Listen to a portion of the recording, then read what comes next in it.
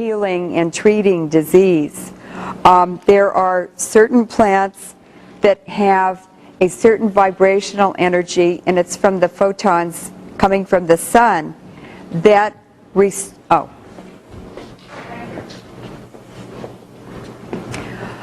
not only chemical pharmaceuticals are a way to treat disease, but I think that I've worked a lot with Native Americans and shamans and healers, and the work they're doing is really phenomenal. I've sent people to a medicine woman on Vancouver Island, and she has cured diabetes. I went all over the world and asked many tribes and indigenous people, what medicine do you use to cure diabetes? Every indigenous population I asked, had a plant or a fruit or an herb or a root bark that would do that.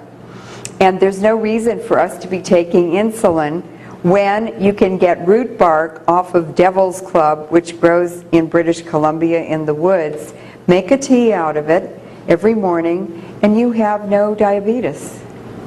And she can even cure it. I've sent people to her, and she did. So we have all the medicine we need to cure many illnesses that we have right out there in the woods, right out there in the orchard. It's being forgotten, or it's being buried, or it's being legislated out of existence so that people with vested interests in pharmaceutical companies, and they're usually the ones who are the decision makers on what weapons to use, that cause widespread illnesses. So for instance, depleted uranium. The Carlyle Group and George Herbert Walker Bush, who started it, made her first huge amounts of money on depleted uranium weapons, which George Herbert Walker Bush introduced in Gulf War I. And then it continued to be used in larger and larger amounts, and it's all over the world now. It's been measured in the atmosphere in England 7 to 9 days after they use it in Iraq and Afghanistan.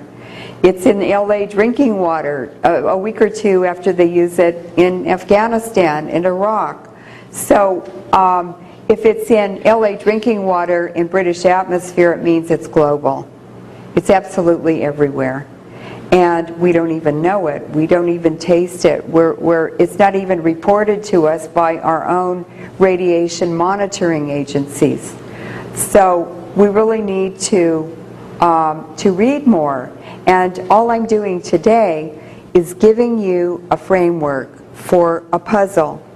And now that you have that framework, there are many pieces that you have already, but you have no way to relate compartmentalized information.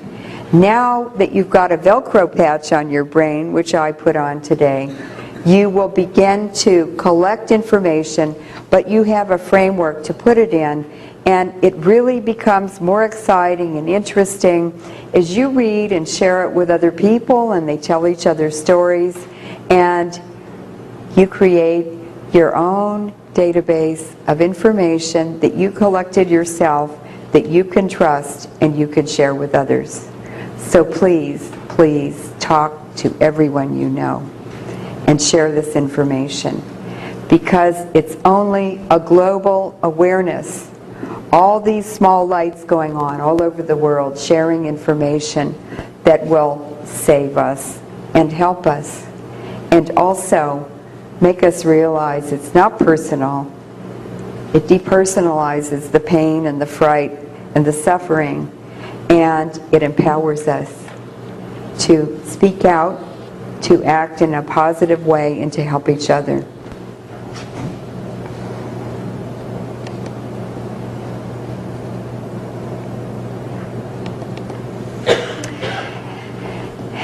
No country, no government, no region, no state, no city, no family can afford nuclear power anymore. This is what the aftermath of Fukushima looks like in one of the reactors, and that was taken on March 11th.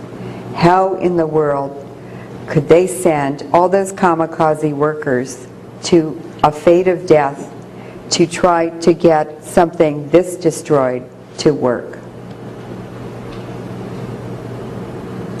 And now, with the Stuxnet virus, it means in any country with nuclear power, this can happen with a pen drive.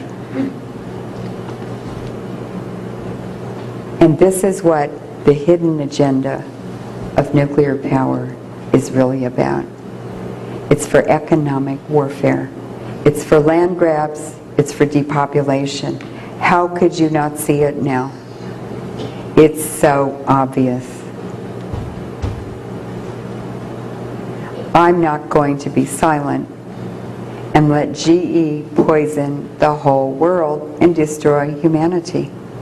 And I hope you will help me by telling other people, by sharing the information, and by finding the strength and the spirituality within you to fight back. Because we're all being poisoned to death. Thank you.